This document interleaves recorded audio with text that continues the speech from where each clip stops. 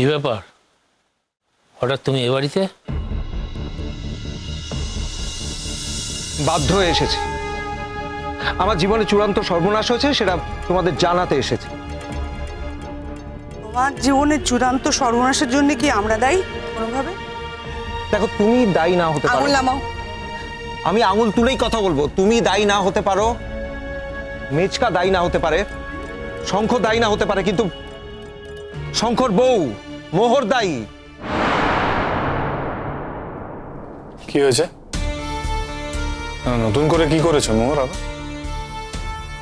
নতুন করে করার কোনো অবকাশ ছিল না রে। যা ক্ষতি করার আগেই করেছে। শ্রমনা মিসিং।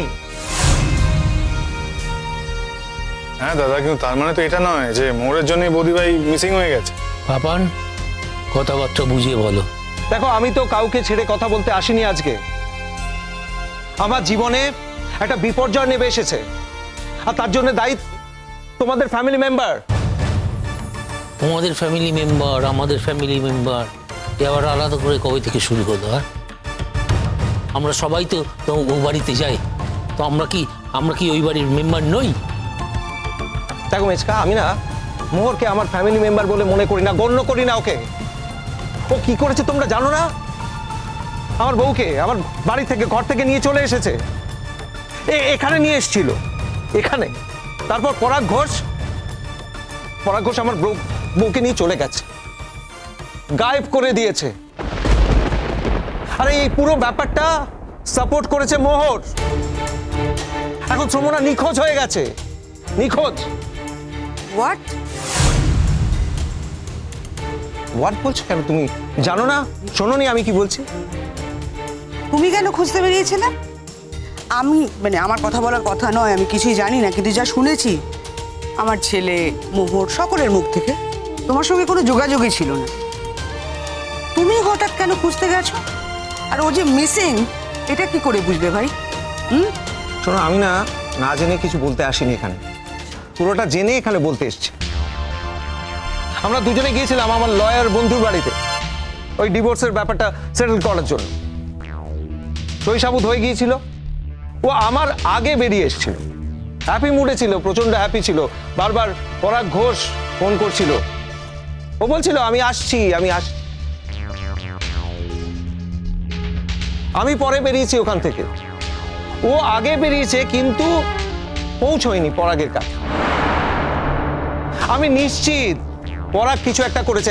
আমি পরাগকে চিনি, হাড়ে হাড়ে চিনি। তো ও দেখেছে আমাদের ডিভোর্সটা হলে শ্রমনার দায়িত্ব নিতে হবে, ওর ঘাড়ে এসে পড়বে। ও তো চেয়েছিল শ্রমনাকে এনজয় করতে, ভোগ করতে, লালসা মেটাতে। নেশাটা চলে গেলে, মৌতাক চলে গেলে ওকে রাস্তায় ছুঁড়ে জাস্ট ফেলে দিত। সেই জন্য ওই করেছে, নয় শ্রমনাকে নির্বাসনে পাঠিয়ে দিয়েছে, না হলে শেষ করে দিয়েছে চিরতরে। শ্রমনার ফুল আউট অফ রিচ বলছে, ওর কোনো ট্রেস নেই, ওকে কোথাও খুঁজে পাওয়া যাচ্ছে না। না, আমি তো একটা কথা বুঝতে পারছি না, তুমি এসব কথা জানলে কোত্থেকে? এক্স্যাক্টলি, ঠিক। এত কিছু তুই কি করে জানলি দাদা ভাই? শোন, ওই পরাগ না সাধু সেজে নাটক করে আমাকে ফোন করেছিল, শ্রমনা কোথায়। আমি কি করে জানবো শ্রমনা কোথায়? আমার আগে শ্রমনা বেরিয়েছে, আমি তো পরে বেরিয়েছি। আমার কি জানার কথা ও কোথায় গেছে? ঠিক আছে, কিন্তু পরাগ ঘোষকে তুই চিনিস না। পরাগ ঘোষকে এরকম ধরনের কিছু করতে পারে বলে আমার মনে হয় না। জাস্ট বিকজ তুই ওকে চিনিস বলে এত কিছু কথা বলে দিচ্ছিস। আরে ওর ভাই আমার অনেক দিনের বন্ধু দাদা। আমি ওদের বাড়ি অনেকবার গেছি, একবার না বহুবার গেছি। জাস্ট বিকজ এখন ওদের সাথে আমাদের ফ্যামিলির অমিল চলছে, মতের অমিল চলছে, তার জন্য তুই একটা দোষ ওর উপর চাপিয়ে দিবি, অ্যাকিউজ করবি, তা হতে পারে না। হ্যাঁ, পরাগ ঘোষ তো অনেক কিছু করেছে, কিন্তু এতটা খারাপ হবে বা এরকম কিছু করতে পারে বলে আমার ধারণা হয়। শঙ্কু, পরাগ কেমন না আমাকে শেখাতে আসিস না। হ্যাঁ, ও ভদ্র ছেলে, ভদ্র লোক। পরের বউকে নিয়ে ফুর্তি করছে, পরের বউকে নিয়ে হস্তি নষ্টি করছে। ও ভদ্র। তুই হাজার বললে আমি না মেনে নেব না, ও ভদ্রলোক। না, এতে যে আমরা কি করব সেটা তো বুঝতে পারছি না। শ্রমণা যদি সত্যি মিসিং হয়ে থাকে তাহলে আমরা উদ্যোগ নিয়ে খোঁজ করার চেষ্টা অবশ্যই করব।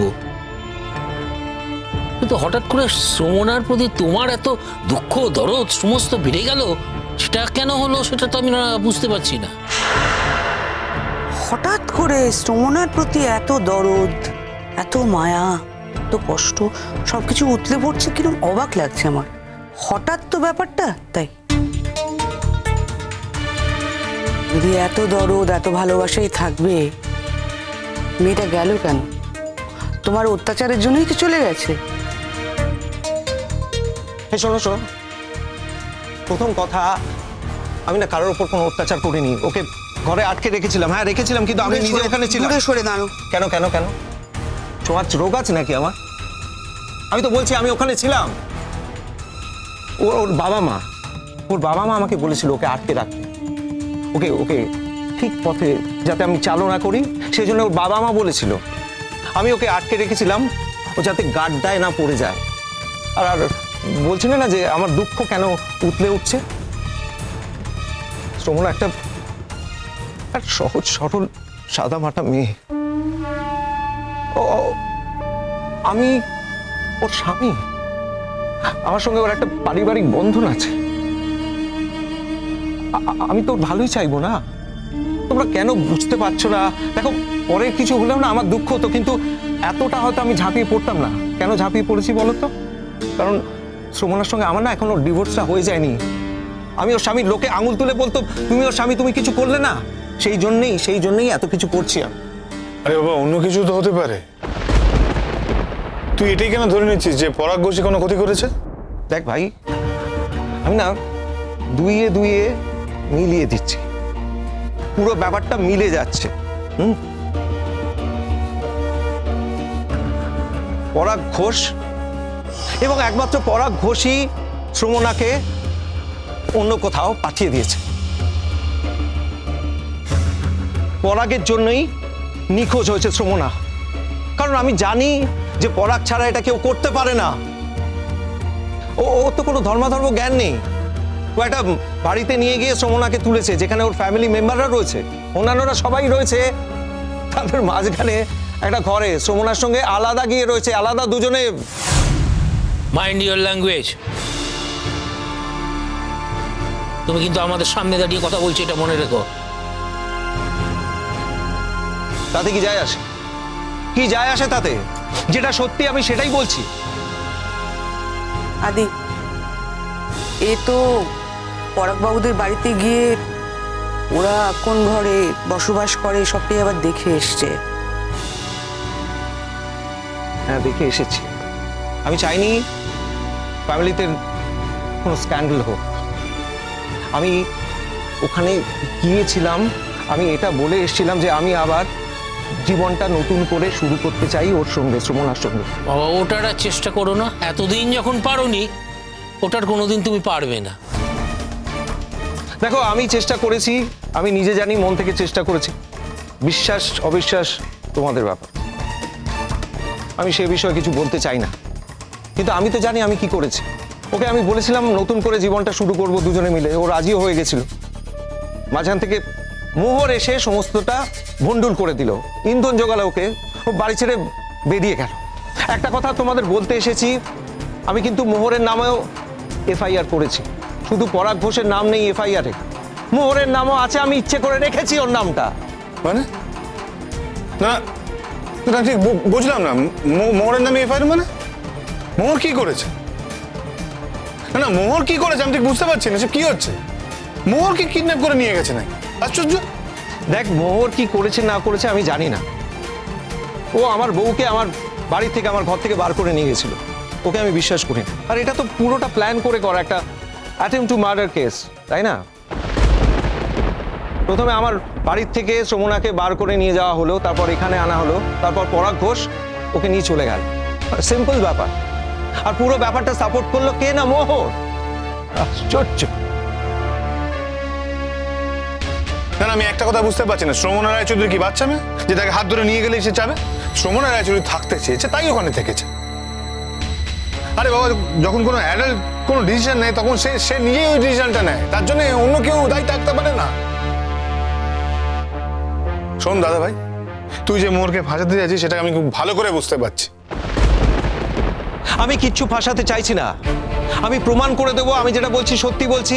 এই সব কিছুর জন্য মোহরই দায়ী। আর তুইও তখন বুঝবি যে তুই কতটা বড় ভুল করেছিস, কি ব্লান্ডার করেছিস তুই। কই তোর বউ তো তোর সঙ্গে থাকে না, শুনেছি অন্য কোথাও থাকে। তোর সঙ্গে থাকছে না কেন ও? হ্যাঁ, That's not your lookout. Just mind your business. why that's not my lookout? why? আরে বাবা, ও তো আমার ভাইয়ের বউ। যদি মেচকার কথা ধরে নিয়ে বলি যে ও আমার ফ্যামিলি মেম্বার, আমার পরিবারের একজন, তাহলে তোর বউ তোর সঙ্গে থাকে না, তোর বাড়ি থেকে বেরিয়ে চলে গেছে, সেই ব্যাপারে আমার মতামত থাকবে না কেন, আমার বক্তব্য থাকবে না কেন, কেন চিন্তা ভাবনা থাকবে না আমার? মোহর